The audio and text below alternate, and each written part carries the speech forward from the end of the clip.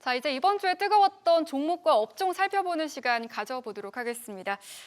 차례대로 살펴보자면요. 역시나 반도체 빼놓을 수 없겠죠. 반도체 안에서도 MLCC 관련주들의 상승이 좋았는데요. 한번 체크해 보고요. 그 외에도 원전주와 로봇주, 우주항공, 그리고 바이오주까지 자세하게 들여다보겠습니다. 네, 계속해서 섹터 이야기 나눠보겠습니다. 먼저 반도체부터 살펴보죠. 삼성전자가 18만 전자를 넘어서 20만 전자를 향해서 달려가고 있습니다. 김호영 대표님, 반도체 랠리가 언제까지 지속될 걸로 보십니까? 뭐 언제까지라고 단언할 수는 없겠지만 네. 지속될 것이다라고 얘기를 드릴 수 있을 것 같은데요. 이제 삼성전자와 하이닉스 이 두 기업은 내용적인 측면보다 수급적인 이슈로 지금은 상승 중이다라고 생각이 됩니다. 일단 내용적인 측면을 보면은 삼성전자가 SK 하이닉스보다 한 발 앞서서 HBM4 출하에 성공을 했습니다. 기존 HBM 시장에서 SK 하이닉스와의 기술 격차를 줄이고 점유율 확대에 이제 올해부터 공격적으로 나설 전망인데요. 이 동작 속도가 최대 13Gbps로 엔비디아에서 요구하는 속도 11Gbps를 넘어서는 수준입니다. 반면에 SK 하이닉스는 한 발 늦었다기보다는 양산을 준비 중이고요. 이미 이 전 모델인 5세대 HBM에서 10Gbps에 육박하는 속도를 만들어냈고 그만큼 퀄리티를 인정받았기 때문에 지금은 안정적인 납품을 시작할 것으로 예상이 됩니다. 이미 SK 하이닉스 같은 경우에는 엔비디아의 HBM4 납품 수량을 이미 확정했다고 알려진 만큼 여유를 좀 더 갖고 있다라고 보시면 될 것 같아요. 그러니까 내용적인 측면에서는 두 기업 다 완성이 돼 있고 이 같은 내용을 시장에서도 이미 알고 있다라는 부분입니다. 올해 실적 가이던스 역시 거의 확정된 상태이기 때문에 여기서 추가 상승은 대외적인 요인 그리고 우리 시장의 우호적인 분위기가 판가름할 것으로 생각이 됩니다. 지금 분위기상 추가 상승 충분히 가능하다고 판단을 하고 있는데요.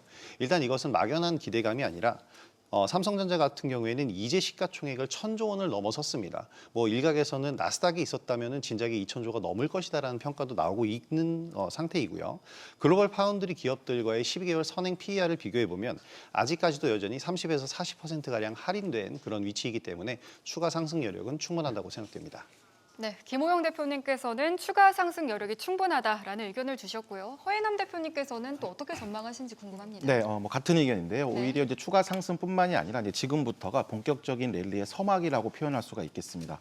현재 이제 국내 증시는 이제 25년 동안 디스카운트, 그래서 저평가됐던 구간들을 이제 돌파를 했기 때문에 오히려 조정 시에는 이제 비중 확대로 이제 접근하실 필요가 있겠는데 역시 이제 올해와 내년까지도 결국 그 반도체 중심으로 한 슈퍼 사이클에 대한 모멘텀, 기대감은 계속 지속될 수가 있겠습니다. 2월 낸드 가격도 폭발적으로 상승을 보여주고 있고 디램도 역시 공급 부족에 따른 가격 급등, 이에 따라 또 마이크론 목표가 상향까지도 점점 모멘텀을 이제 확보하는 그런 흐름입니다. 올해 삼성전자와 SK 하이닉스의 이제 이 전망치를 이제 계속 상향시키는 그런 흐름인데 삼성전자는 79조 원, 또 SK는 65조 원까지 이제 예상을 하는 그런 또 리포트도 하나씩 나오고 있습니다. 앞서 말씀드린 대로 여전히 이제 PER 기준으로 해서는 아직도 코스피가 9배 미만이기 때문에 추가 상승 여력이 충분하다고 볼 수가 있겠습니다. 네, 앞서 두 분 다 긍정적인 전망을 주셨는데 김동관 대표님, MLCC까지 확대될 것이다 이런 전망들이 나오고 있습니다. 주요 MLCC 공급사인 삼성전기가 또 수혜 기대감이 커지고 있는 상황인데요. 어떻게 보십니까? 사실 작년에 삼성전자를 투자하면서 남은 돈은 삼성전기를 한번 매수를 해보자 이제 그렇게 사실 말씀을 드렸는데요. 당시에 매수를 했던 부분들은 이제 유리기판과 함께 삼성전자의 부품사로서의 능력을 좀 보고 있기 때문에 좀 추천 시점을 좀 잡아드렸는데요. 지금은 AI발 이 메모리 인상에 이어서 MLCC 가격 인상 조짐이 좀 불고 있습니다. 또 여기에요. 이 로봇 같은 경우에도 역시 이 MLCC가 많이 필요하거든요. 테슬라 같은 경우 휴머노이드 로봇에 이 삼성전기가 아마 MLCC랑 카메라 모듈 그리고 패키징 기판 등을 납품할 것으로 지금 현재 시장에서는 예상을 하고 있습니다. 그래서 요즘에 주가가 이제 계속적으로 올라가는 모습을 보여주고 있는데요. AI 서버향 이 신규 고객 네 곳에서도 올해 2분기 안에 이 패키징 기판을 공급할 것으로 좀 보여주고 있는데요. 반도체와 똑같다고 보시면 됩니다. 그러니까 반도체와 동일한 어플리케이션을 사용하고 있기 때문에 MLCC 역시도 디램 가격이 올라가게 되면 그만큼 좀 올라간다 이렇게 보시면 좋은데요. 현물 가격이 최근에 이제 대만이나 중국 유통 채널을 보니까 평균적으로 20% 이상 지금 급상승한 것을 또 볼 수 있습니다. 그래서 MLCC의 공급 부족으로 인해서 우리 시청자분들이 관심 종목도 함께 보시면 좋겠고요. 저는요 반도체 이 테마 이후에는 이 MLCC 테마가 연결된다라고 좀 보고 있습니다. 삼성전자의 경우에는 11만 원 이후에 매수 타점을 보내드렸는데 사실 이제 매도 타점이 나타나지 않아서 지금 현재 이제 보유 중에 계속 있고요. 대주전자 재료라든가 이제 코스모 신소재, 또 아모텍, 사막 콘덴서, 또 DI, 또 한캠, 코칩 같은 종목을 관심 종목에 넣어 놓으시고요. 매수 타점이 나타날 때마다 매매하시면 좋겠는데요. 개인적으로는 저는 대주전자 재료를 좀 좋게 보고 있습니다. 그래서 대주전자 재료 같은 경우는 매수 타점을 85,000원과 88,000원 정도를 보시면 좋은데 이번 주 초반에 아마 상한가만 나왔다가 주가가 한 10% 이상 많이 밀려 있거든요. 그래서 시청자분들이 부담 없이 매수할 수 있다고 보고 있고요. 밸류에 대한 목표는 정고점이 16만 원인데 현재가보다 한 100% 정도 이상 상승 가능성이 있다 이렇게 보고 있습니다. 네, 이렇게 반도체 MLCC 섹터까지 살펴봤고요. 이어서는 원전 섹터 한번 짚어보겠습니다. 이번 주에 원전주 그리고 원전 해체 관련주가 강세를 보였습니다. 우리 정부가 미국 측에 한국형 원전 수출을 제한했다라는 소식이 전해지면서 강세를 보인 건데요. 특히 그 안에서도 중소형주 쪽으로 좀 매수가 좀 유입되는 그런 모습이었습니다. 강동현 대표님, 중소형주로 관심 가져볼 만할까요? 길게 보면은 뭐 상승 여력이 충분하지 않나 생각은 들지만은요. 이제 단기적으로 상승폭이 컸던 만큼 이 변동성에 대한 리스크 관리도 좀 필요한 시점이 아닌가 그렇게 보고 있습니다. 일단 길게 본다면은 상승 원인을 찾아야 되는데요. 이번 주 한미 간 원전 협력 이슈가 좀 부각이 되었었죠. 미국의 관세 재인상 발표 이후에 이 미국에서 먼저 자국 내 원전 투자 건설을 제안했었고요. 이번 제안은 미국과의 대표적인 협력 사업인 조선이나 아니면 LNG보다 먼저 투자를 요구했었다라는 점이 의미를 둘 수가 있겠습니다. 두 번째는 이제 수주 일정입니다. 이 상반기는 한미 원전 협력 관련 합의가 이루어지면서 이 관련 소식이 이제 계속 나올 테고 중순에는 이제 폴란드 북부의 원전 인프라 공사하고 하반기에는 베트남 린투원 원전 수주 기대감이 이제 부각될 것으로 기대가 되고 있고요. 세 번째는 이번 주에 그 소형 모듈 원자로 이 특별법이 통과가 되었습니다. 이 SMR을 신속하게 개발하고 배치할 수 있는 환경이 조성이 되었다 이렇게 볼 수가 있겠는데요. 단기적인 이슈보다는 이런 중장기 재료가 마련이 되었기 때문에 좀 앞으로 좀 긍정적으로 볼 수 있지 않나 그렇게 보고 있습니다. 이 특징적인 부분이 있다라고 하면은 기존의 강세를 보였었던 뭐 두산 에너빌리티라든지 아니면 BHI 이런 기업들보다 중소형주가 강한 흐름을 보였다라는 건데요. 이번에 상승 보였던 게 한전산업 그리고 우리기술, 대우건설로 이 후속주의 강세가 좀 눈에 띄었습니다. 다만 단기간 상승폭이 좀 많이 컸던 만큼 이 보유자의 입장이라고 하면은 좀 여유를 가지고 들고 갈 수 있겠지만 좀 신규 진입 같은 경우는 좀 부담스럽다 생각이 들고요. 만약에 중장기적인 원전 섹터가 다시 강세가 나온다 하면은 기존의 대장이었었던 뭐 두산 에너빌리티라든지 BHI 없이 다른 소형주들만 움직이기에는 부담스럽다는 생각이 들거든요. 그래서 중장기적인 계획을 세운다라고 하면은 이번에 만약에 조정이 나올 때 두산 에너빌리티라든지 기존 종목 중심으로 모아가는 관점이 조금 더 낫다라고 생각이 듭니다. 네, 그럼 김호영 대표님께서는 원전 섹터 어떻게 보세요? 일단 원전은 전통적인 건설업 이미지에서 AI 생태계에 포함되면서 성장성까지 두루 갖추고 있습니다. 이는 AI 데이터 센터가 엄청난 전력량을 소모하기 때문인데요. 이 전력을 감당할 수 있는 에너지원이 사실상 원전뿐이고요. 그렇기 때문에 이번 한미 관세 협상에서도 인프라 협상 과정에서 원전 건설이 최우선 협상으로 꼽힌 게 이 미 정부에서 원하기 때문이잖아요. 그렇기 때문에 지금 한미 관세 문제를 해결할 수 있는 핵심 카드로 부상을 하고 있는 겁니다. 우리 개인 투자자분들도 이 원전주들은 비교적 쉽게 접근할 수 있다라고 저는 보고 있는데요. 최근에 이제 급등했었던 종목들이 우리기술이라든지 보성파워텍, 뭐 한전산업 등등은 급등 패턴으로 상승을 좀 했습니다. 그래서 앞서 강동현 대표님이 말씀해주신 대로 단기 상승폭이 크기 때문에 조정 구간도 좀 생각해야 되고 변동성을 감안해서 짧게 좀 보셔야 되는데 우진이라든지 BHI, 일진파워 등등은 상승 추세를 그리면서 느슨한 상승, 그러니까 꾸준한 추세적인 상승을 보이고 있기 때문에 보다 좀 안정적인 매매를 추구하시는 분들이 이쪽으로 접근하시는 것도 좋은 방법인 것 같습니다. 네, 알겠습니다. 이번에는 로봇 섹터로 넘어가 보겠습니다. 로봇주가 잠시 쉬는가 싶더니 다시 달리고 있습니다. 현대차 이어서 LG전자도 로봇주로 분류가 되면서 11일 수요일 하루에는 하루에만 22% 급등하기도 했는데요. 로봇주 대응 전략 어떻게 세워보면 좋을까요? 네, 우선 이제 작년 하반기부터 올해 연초까지 가장 강한 그 시장을 주도했었던 로봇 주도주들의 추세 흐름이 이제 1월까지 상승 후에 이제 2월에는 한 세 가지의 요인으로 좀 숨고르기를 하고 있습니다. 우선 첫 번째로는 최근 급등에 대한 이제 차익 실현 성격, 그리고 두 번째로는 이제 반도체로의 강한 수급이 들어오면서 이제 섹터 순환매 성격이고, 역시 마지막으로는 이제 지수 AI 미국 AI 거품론에 따른 이제 그 지수 변동성에 따른 이제 숨고르기 국면인데 말씀하신 대로 이제 모멘텀은 계속 이제 추가가 되고 있습니다. 역시 이제 현대차와 테슬라 중심으로 한 이제 피지컬 AI의 본격화, 생태계 확장이라고 볼 수가 있겠는데 현대차는 2분기에 로봇 공장과 SDV 로드맵 발표까지 이제 예정을 두고 있고요. 테슬라는 1분기 때 옵티머스 3세대 공개, 그리고 또 4분기 때는 옵티머스 양산 시작까지 이제 계획을 두고 있습니다. 특히 이제 이번 주에는 이제 LG전자도 피지컬 AI 기대감을 높이면서 이런 주요 빅테크들, 쭉 주요 대기업들이 투자하고 있는 이런 그 로봇주들은 다시 한번 이번 조정을 통해서 이제 비중 확대하는 전략이 필요하겠습니다. 한라캐스트, 뭐 클로봇, 포스코 DX, 로보스타 등 이런 종목군들은 최근 형성하고 있는 박스권 하단에서의 지지력이 확인된다면 다시 한번 비중 확대로 접근하시면 되겠습니다. 네, LG전자 관련한 로봇주들이 최근에 흐름이 좋은 것 같은데 김호영 대표님께 한번 질문 드려보겠습니다. 우리나라 대기업 중에서 사실 가장 먼저 로봇 사업을 진행했다라고 평가할 수 있는 기업이 바로 LG전자입니다. 네. 로보스타, 로보티즈 이 기업들이요 대표적인데 LG전자 내의 로봇 사업 부서였습니다. 그러다가 이제 좀 어려운 시기에 이제 회사에서 분사해서 법인으로서 독립체가 된 건데요. 이후에 엔젤 로보틱스 등 다양한 기업들의 지분 투자를 진행을 하면서 로봇 사업을 본격적으로 진행을 했습니다. 하지만 이제 현대차의 볼선 다이내믹스의 올해 초에 선두그룹을 좀 뺏긴, 선두그룹 위상을 뺏긴 상황이잖아요.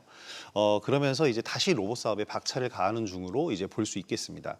올해는 그렇기 때문에 현대차 밸류체인 피지컬 AI 관련주들이 많이 올랐고 또 지금 로봇 섹터가 이제 주도주 영역에서 숨고르기를 하고 있는 상황에서 현대차 관련 로봇주들이 많이 좀 쉬고 있는 상황입니다. 그렇기 때문에 지금 상황에서 LG전자와 관련된 로봇 기업에 좀 관심을 가질 필요가 있겠고요. 지난해 모든 종목들 통틀어서 상승률 2위를 기록한 종목이 로보티즈입니다. 이 로보티즈가 바로 대표적인 LG전자가 지분을 보유하고 있는 관계사이고요. 로보스타 역시 LG전자가 최대 주주인 기업으로서 관심을 가지실 필요가 있을 것 같습니다. 엔젤 로보틱스는 LG전자가 주요 주주인 웨어러블 로봇 관련주이기 때문에 분야별로 다르기 때문에 또 관심이 필요하고요. 잠시 후 수익 파이터에서 또 다른 LG전자 관련 로봇주를 소개해드리도록 하겠습니다.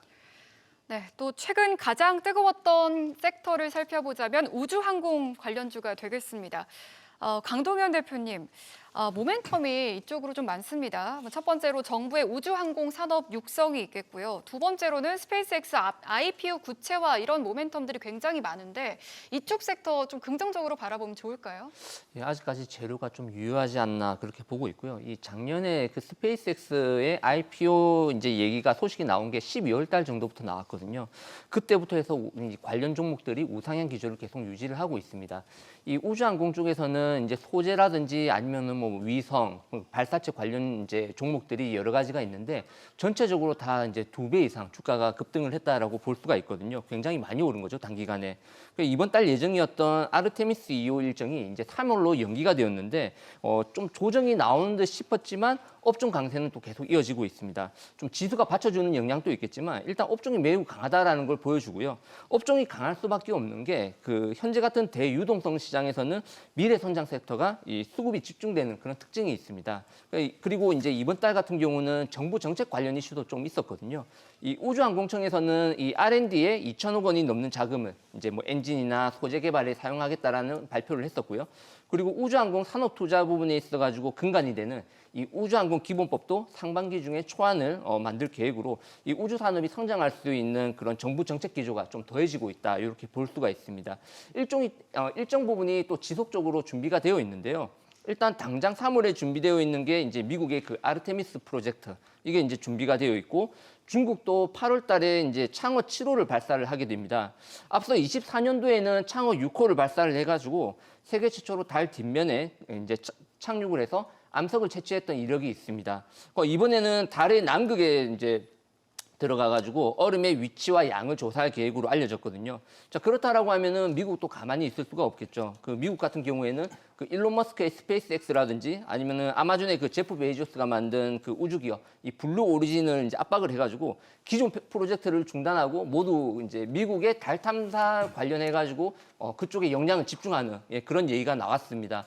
그렇다라고 하면은 이제 중장기적인 이제 시나리오를 볼 때 미국에서 이제 그 달 탐사 부분에 대한 집중 그리고 그 관련 기사는 계속 나올 이제 가능성이 크고 중순쯤에는 스페이스X IPO 이슈가 또 준비가 되어 있기 때문에 그 과정에 있어가지고 만약 조정이 나온다라고 하면은 좀 접근해 볼 필요가 있다라고 생각이 듭니다.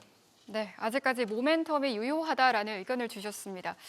그럼 김동관 대표님, 예. 네, 제가 실수를 좀 했는데 김동관 대표님께서는 이 우주항공 섹터 내에서 좀 눈여겨보는 종목이나 전망 있으실까요? 저는 개인적으로 테슬라 바라기인데요. 네. 인류에서 가장 큰 부자가 되는 방법, 테슬라, 일론 머스크를 따라해라. 네, 그렇게 보시면 좋은데요. 첫 번째는 우주항공, 스페이스X죠. 두 번째는 휴머노이드, 스마트 자율주행기기, 전기차. 모두 다 테슬라가 중점을 두고 있는 사업입니다. 그렇기 때문에 스페이스X IPO는 충분히 주도 업종으로 자리매김을 할 수 있다라고 보고 있는데요. 지금 이런 것들에 대한 부품을 만들기가 굉장히 어렵거든요. 그래서 휴머노이드라든가 이 스페이스X의 부품사들을 국내 기업들을 좀 찾고 있다라는 그런 루머들이 계속적으로 나타나고 있습니다. 앞서서 말씀을 드렸던 뭐 누밀이라든가 캔코아 에어로스페이스라든가 뭐 컨텍, AP 위성 뭐 등등 많은 종목군들을 이 시간을 통해서 뭐 언급을 드렸었는데요. 지금 보면 주가가 뭐 2배, 3배 이상 이제 올라갔습니다. 그러나 이제 바로미터를 좀 본다면요. 하나 에어로스페이스나 이 세트릭 아이에서 봐야 될 것 같습니다. 그래서 실적에 있는 기업들에 대한 옥석 가리기가 필요할 것 같고요. 국가 우주 개발 사업에 참여도 하고 있고 또 다양한 위성통신 부품사로 단연간 실적 흐름이 나오고 있고 또 삼성전자의 저위성 그 사업에 참여하고 있는 이 AP 위성을 저는 탑픽으로 보고 있고요. 매수가는 한 19,000원 정도 보시면 좋겠고 목표가는 1차적으로 한 26,000원, 손절 라인 한 17,000원 정도를 제시해 드리도록 하겠습니다. 네, 알겠습니다. 그렇다면 이제 바이오주는 어떻게 해야 될까요? 바이오테크는 금리 불확실성이 발목을 잡고 있는 상황인데요. 저가 매수에 나서야 할지 아니면 조금 기다려야 할지 좀 고민이 깊어지는 시점입니다. 화해남 대표님. 네, 우선 시총 상위 제약 바이오는 이제 말씀하신 대로 이제 그 금리 불확실성과 이제 그래도 개별 종목별 이런 그 악재성으로 인해서 이제 급등락을 반복하고 있는데 역시 좀 계속 강조드리고 있는 이제 의료 AI라든가 이제 의료 기기 쪽 이런 종목군들은 역시 강한 상승세를 이어가고 있습니다. 특히 이제 이번 주에는 이제 코스닥이 좀 제한된 수급이 흐름이었기 때문에 상대적으로 좀 그 매물 부담이 없는 신규 새내기가 강했는데 큐리오시스, 삼양바이오팜, 그리고 리브스메드가 한 번씩 신고가 돌파라든가 강한 시세가 나왔습니다. 지난주에도 한번 소개드렸던 리브스메드를 한 번 더 강조를 드리면 리브스메드는 복강경 수술기구 전문 기업입니다. 주요 제품으로는 다관절 복강경 수술 기구인 아티센셜을 확보하고 있고 추가적으로 최근 다관절 혈관 봉합기인 아티실도 글로벌 상용화에 이제 성공한 흐름입니다. 추가적인 주력 제품의 고성장이 이제 지속되고 있는 그런 흐름을 고려했을 때 이제 해외 사업의 본격화의 원년이라고 볼 수가 있겠습니다. 이번 주 박스권 8만 원부터 이제 7만 5천 원의 하단을 형성하고 있고 그리고 박스권 상단이 이제 9만 5천 원 돌파 시에 이제 본격적인 이제 역사적 신고가 이제 구간의 진입이라고 보시면 되겠습니다. 따라서 지수의 진정성을 확인하고 8만 원 아래서부터는 다시 한번 비중을 확대하는 전략이 유효하겠습니다. 네, 알겠습니다. 이번에는 강동현 대표님께도 한번 질문 드려보겠습니다. 바이오 섹터, 그러니까 코스닥 시장 내에 있는 바이오주들 중에서 좀 눈여겨볼 만한 종목이 있을까요?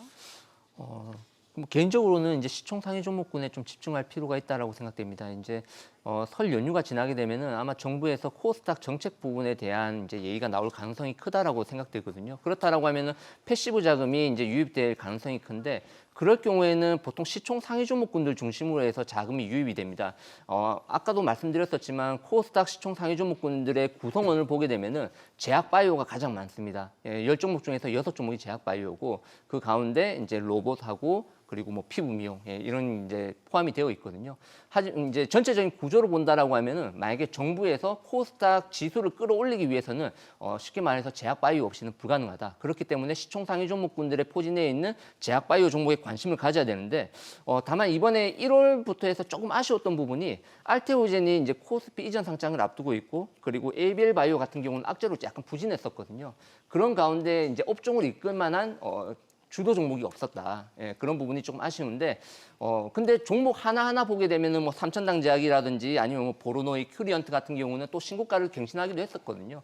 그럴 경우 이제 개별 업종 내에서 개별 장세가 이렇게 나오고 있다. 최근에 나왔던 그 악재로 인해 가지고 단기 역배열이 되어 있는 그런 알테오젠이라든지 일부 종목을 제외하고는 여전히 분할 매수 관점으로 접근하는 건 괜찮다라고 생각을 하고 있습니다. 네, 알겠습니다. 네 분의 의견은 투자의 참고 자료로 활용하시기 바라겠고요. 투자의 최종 판단과 책임은 투자자 본인에게 있다는 점 기억해 주시기 바랍니다. 자신의 원칙에 맞춰서 성공 투자하시기 바라겠고요. 주식에 대한 유익한 정보는 카카오톡 채널을 통해서도 만나보실 수 있는데요. 필살기를 검색하신 후에 친구 추가하셔서 다양한 정보 얻어가시길 바라겠습니다.